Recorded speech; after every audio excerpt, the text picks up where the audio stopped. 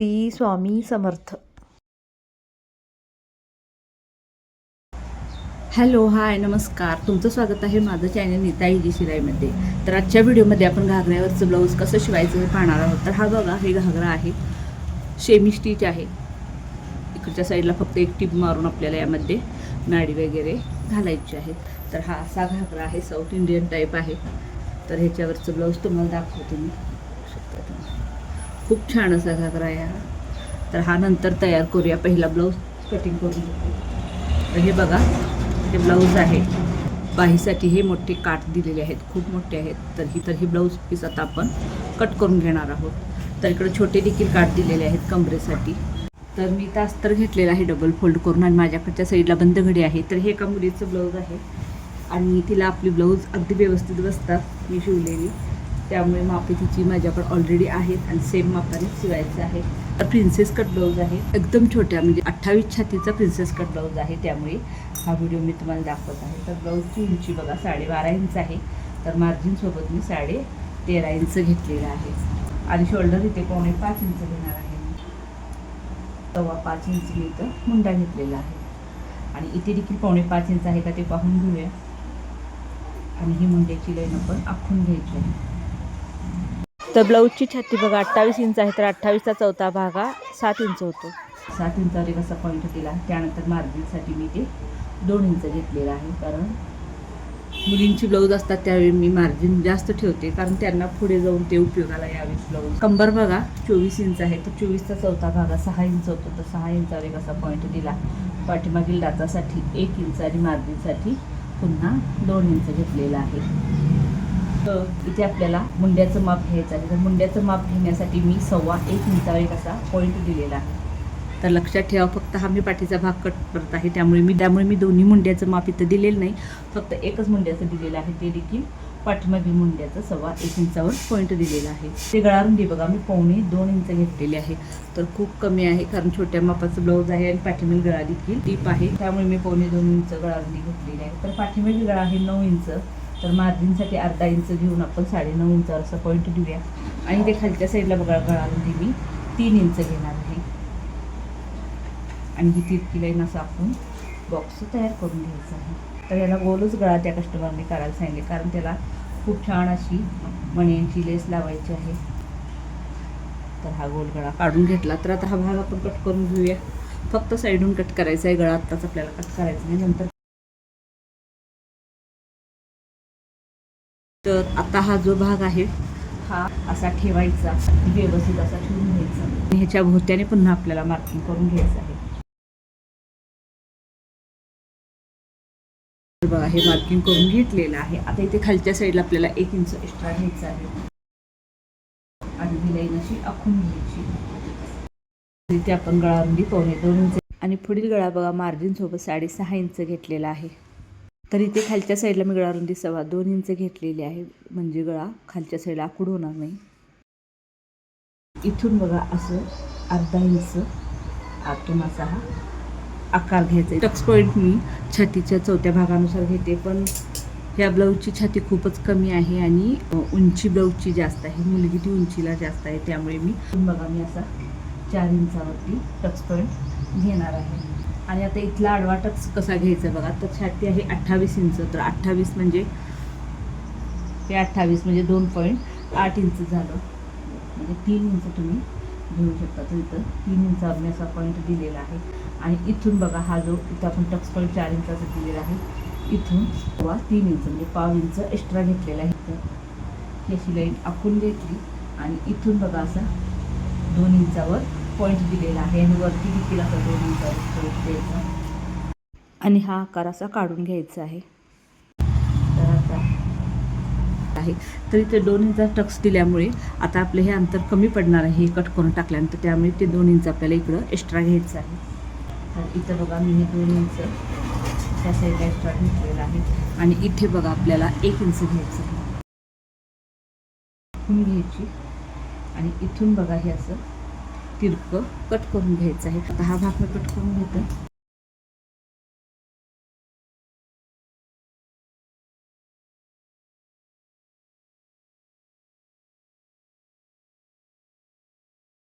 तर पुढील भागाचं पण आपलं कटिंग झालेलं आहे. आता आपण बाहीचं कटिंग करून घेऊया. त्यासाठी बघा हे ऑलरेडी डबल फोल्ड अस्तर आहे, त्याचा आणखीन एक फोल्ड करायचं म्हणजे चोबल फोल्ड घडी टाकायची आहे आणि त्याच्यावरती आपल्याला बाहीचं माप टाकायचं आहे. तर बंद घडीवरती बाहीची उंची टाकायची आहे. बाही उंची 10.25 इंच आहे. तर मार्जिन सोबत मी 1.25 इंच वाढवणार आहे, म्हणजे एकूण 11 इंचावर असा पॉईंट देणार आहे. आणि इथे बघा ही लाईन अशी पूर्ण अशी आखून घ्यायची आहे. या लाईनीवरती मी 2 इंचावर एक असा पॉईंट देणार आहे. तर आता आपल्याला इथून खाली मुंडाखुली घ्यायची आहे. तर मुंडाखुली आपण 3/4 बाहीसाठी 3.5 इंचच घेतो. तर बघा बाही रुंदी 6.5 इंच आहे आणि मार्जिनसाठी ते 2 इंच आहे आणि हा असा काढून घेतलेला आहे. तर दंडघेर बघा 4 इंच आहे आणि मार्जिनसाठी 2 इंच. तर बाहीचा पुढील देखील मी आकार असा काढून घेते. आता ही बाही आपण कट करून घेऊया. तर बघा बाहीचं कटिंग झालेलं आहे. इतक्या हे छोट्या मापाचं ब्लाऊज आहे, पण तरी पण ब्लाऊज हे उतरणार नाही कितीही डीप गळा असला तर. बघा हा डीप गळाच आहे आपला, कारण मी ते 2.25 इंच गळारुंदी घेतलेली आहे. गळारुंदी खूप कमी घेतलेली आहे आणि ते शोल्डर देखील मी 5.25 इंच घेतलेलं आहे. त्यामुळे तुमचं शोल्डर अजिबात उतरणार नाही. तर शोल्डर, मुंडा किंवा गळारुंदी किती घ्यायची हे जर तुमच्या लक्षात आलं तर अजिबात कोणतंही ब्लाऊज बिघडणार नाही, शोल्डरमधून पडणार नाही. तर सगळे प्रॉब्लेम तुमचे दूर होतील. तर हे कट केलेले पॅटर्न मेन फॅब्रिकवरती ठेवून आपण कट करूया. हा बेल्ट देखील बघा त्यांनी असा तयारच दिलेला आहे, पण खूप मोठा आहे. तर ती मुलगी लहान आहे, तर तिला यातला निम्माच बसेल. तर हे कट करणार आहे मी दोन्ही साईडून आणि मग पुन्हा हे अशा नाड्या त्यांना लावून देणार आहे. तर हे ब्लाऊज पीस बघा सगळं गोळा झालेलं आहे आणि आज आहे आमच्याकडे सोमवार, त्यामुळे आमच्याकडे दिवसभर लाईट नसते आणि ब्लाऊज तर अर्जंट आलेला आहे. त्यामुळे मी असंच ब्लाऊज कट करणार आहे. जेव्हा आपण शिलाई करतो त्यावेळी हाताने थोडंसं सप्पाई करून घेऊनच ते ब्लाऊज अस्तरच्या बरोबर शिलाई मारावी लागते, तर ब्लाऊज अगदी परफेक्ट होतो. मग ब्लाऊज तयार झाल्यानंतर ह्याच्यावर प्रेस केलं तरी देखील चालू शकतं. तर शक्यतो मी प्रेस केल्याशिवाय कधीही ब्लाऊज कटिंग करत नाही, पण कधी कधी असं नाईलाज होतो. तर इथे बघा अशी बाही ठेवून घेतलेली आहे. बाहीसाठी पूर्ण सगळा हा ग्रीन भाग काटाचा आलेला आहे, त्यामध्ये आपण बाही ठेवून कट करून घ्यायची आहे. तशीच कट करायची आहे. खालच्या साईडला मी थोडंसं 1-1.5 इंच एक्स्ट्रा ठेवलेलं आहे, कारण मग कपडा आपला थोडासा चुरगळलेला आहे, त्यामुळे ॲडजस्ट करावा लागतो शिवते वेळी. तर बघा आता आपलं बाहीचं कटिंग झालेलं आहे. आता पटदिशील मी पाठीचा भाग आणि पुढील भागाचं कटिंग करून घेते. ते काय तुम्हाला मी दाखवत बसत नाही, कारण बऱ्याच व्हिडिओमध्ये कटिंग तुम्हाला दाखवलेलं आहे. तर आता डायरेक्ट मी तुम्हाला शिलाई दाखवते. तर बघा हा पाठीचा भाग मी जोडून घेणार आहे. तर ही सरळ बाजू आहे, त्याच्यावरती असं अस्तर ठेवून घ्यायचं आणि ते गळ्याला आणि कमरेला दोन्हीकडे एकदमच शिलाई मारून घ्यायचं आहे.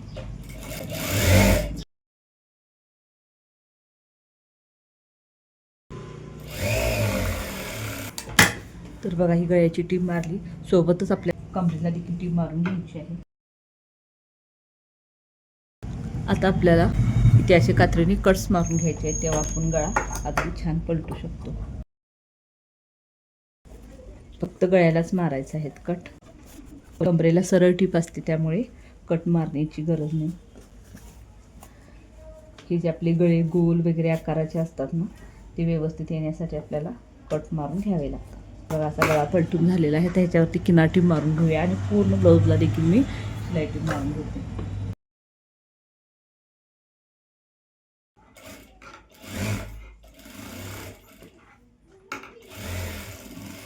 तर बघा असं जर सिंपल ब्लाऊज असतं त्यावेळी मी आणखीन एक टीप मारून घेते, पण याला लेस लावायची असल्यामुळे मी आत्ता टीप मारणार नाही, तर खालच्या साईडला डाच मारून घेते.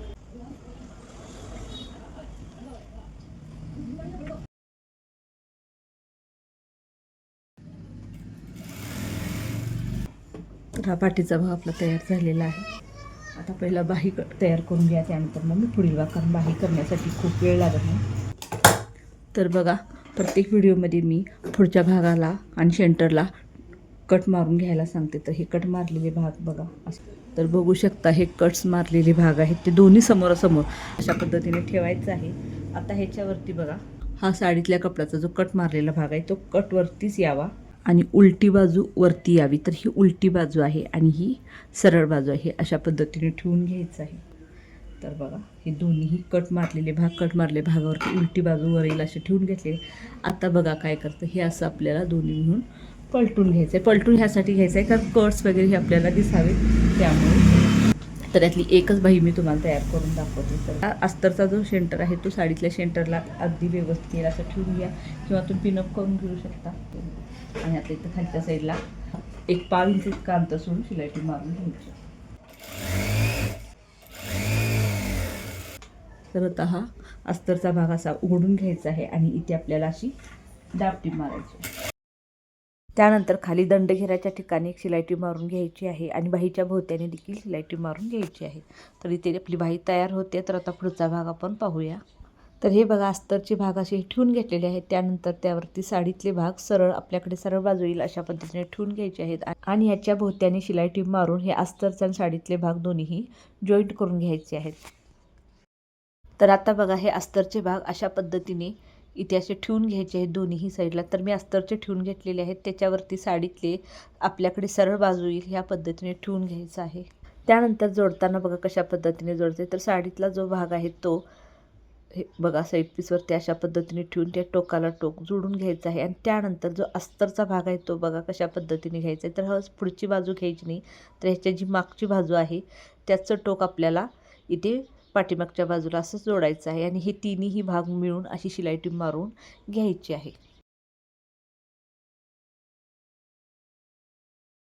तर ही बघा शिलाई मारून घेतलेली आहे. आता याला पलटी करून घ्यायचं आहे आणि अस्तर बघा हे आपलं असं उघडून घ्यायचं आहे आणि उघडल्यानंतर आहे अशीच तिथून आपल्याला दाब टीप मारून घ्यायची आहे.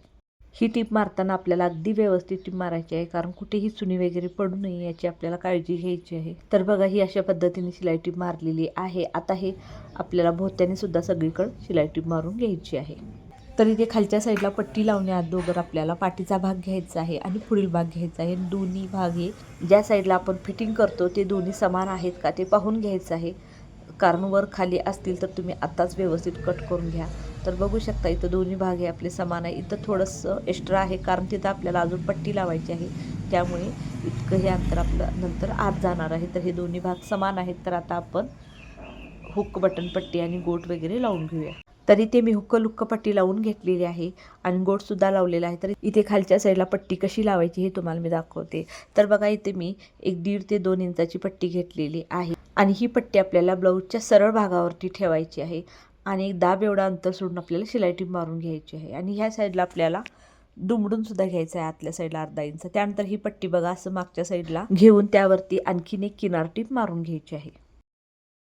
त्यानंतर हा भाग असा उलटा करून घ्यायचा आहे आणि त्या पट्टीवरती आपल्याला आणखीन एक टीप मारायची आहे. तर इथे मी काठ असलेली पट्टी घेतलेली आहे, त्यामुळे मी शिलाई टीप तशीच मारलेली आहे.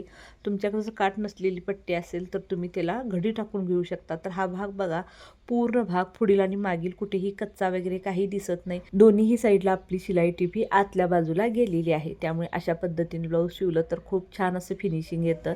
तर आता हा पाठीचा भाग घेतलेला आहे, त्याला खालच्या साईडला मी साडीतले काठ होते ते लावून घेतलेले आहेत. त्यावरती आपल्याला बघा हे जे पुढील भाग आपण तयार केलेले आहे ते ठेवून घ्यायचं आहे आणि शोल्डर जोडायचं आहे. तर शोल्डर कसं जोडायचं बघा, कारण छोट्या मापाचं ब्लाऊज आहे, गळा डीप आहे, तर तुमचं शोल्डरमधून जर ब्लाऊज उतरत असेल तर अशा पद्धतीने शिलाई टीप मारली तर शोल्डरमधून ब्लाऊज अजिबात उतरणार नाही. तर बघा शोल्डरची शिलाई टीप कशी मारलेली आहे. जी गळ्याकडची बाजू आहे त्या साईडला अर्धा इंचापेक्षा जास्त अंतर घेतलेलं आहे आणि जी मुंड्याकडची बाजू आहे त्या साईडला अर्धा इंचापेक्षा कमी अंतर घेतलेलं आहे. अशा पद्धतीने तिरकी शिलाई टीप मारली तर ब्लाऊज कधीच शोल्डरमधून उतरत नाही. तर शोल्डरची शिलाई टीप मारल्यानंतर आपल्याला बाही जोडून घ्यायची आहे. तर बाही जोडताना बघा जो कटचा भाग आहे तो पुढच्या भागाजवळ येईल अशा पद्धतीने आपल्याला बाही ठेवून घ्यायची आहे. त्यानंतर बाहीचा जो सेंटरचा कट आहे तो शोल्डरच्या सेंटरच्या कटवरती येईल अशा पद्धतीने ठेवून घ्यायचा आणि मधूनच आपल्याला दोन्ही साईडला शिलाई टिपा मारून घ्यायच्या आहेत. त्यामुळे बाही तुमची वर खाली किंवा कमी जास्त अजिबात होत नाही. तर दोन्ही साईडची बाही जॉईन करून झालेली आहे. आता आपल्याला फिटिंगच्या टिपा मारायच्या आहेत, तर त्याआधी आपल्याला लेस लावून घ्यायची आहे. तर ही बघा मोत्यांची मण्यांची लेस आहे, ती इथे बाहीला आणि पाठीमागच्या गळ्याला लावून घ्यायची आहे. तर पाहू शकता ही मण्यांची लेस खूपच सुंदर अशी दिसत आहे. तर आता गळ्याला देखील लावून घेऊया, त्यानंतर आपण फिटिंग करून घेऊया. तर फिटिंग करण्यासाठी मी इथे दंडगेर घेतलेले, तर दंडगेर इथे 4 इंच आहे. तर 4 इंचावर एक असा पॉईंट दिला दोन्ही साईडला आणि आपले ब्लाऊजची कंबर आहे 24 इंच. तर 24चा चौथा भाग 6 इंच होतो. तर इथे बघा मी 6 इंचावर एक असा पॉईंट दिला आणि ह्या साईडला देखील 6 इंचावर एक असा पॉईंट दिलेला आहे. तर आता मी ते दंडघेर आणि फक्त कमरेचं माप दिले, छातीचं माप इथं घेतलेलं नाही. तर मी फक्त दंडघेर आणि कमरेचंच माप टाकते. तर ही टीप जी दंडघेर आणि कमरेपासूनची जी टीप आहे ती सरळ टीप आली तर ब्लाऊज अगदी परफेक्ट बसतो, छातीचे माप टाकण्याची गरज नाही. तर मी दोन्ही साईडला बरोबर आता 3-3 शिलाई टिपा मारून घेते आणि त्यानंतर तुम्हाला ब्लाऊजचा फायनल लुक दाखवते. तर बघा, हे आपलं ब्लाऊज तयार झालेलं आहे. तर तुम्हाला ब्लाऊज आवडलं का नक्की कमेंट करून सांगा आणि व्हिडिओ आवडला असेल तर लाईक, शेअर आणि सबस्क्राईब करायला देखील विसरू नका. आणि हा व्हिडिओ पूर्ण पाहिल्याबद्दल तुमचे मनापासून धन्यवाद. थँक्यू.